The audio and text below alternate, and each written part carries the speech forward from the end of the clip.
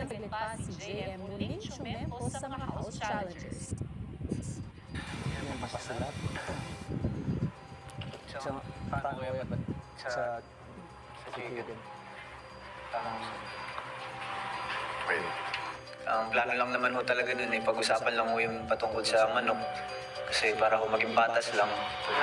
Ano bang gusto niyo mangyari muna? Hindi, kumbaga sa akin, kung sa patas sa apoy, kontrolado niyo yung lahat na nandito sa loob. So, kumbaga, in reality, sila naman talaga yung may-ari ng chicken. Ano na lang, kahit yung kahit na ng portion ng ilalabas. But the fact kasi na pinasok mo na lahat, it means na kami na yan na eh. Pero, the fact din na pinasok namin, nung time na pinasok namin, walang ganung instruction.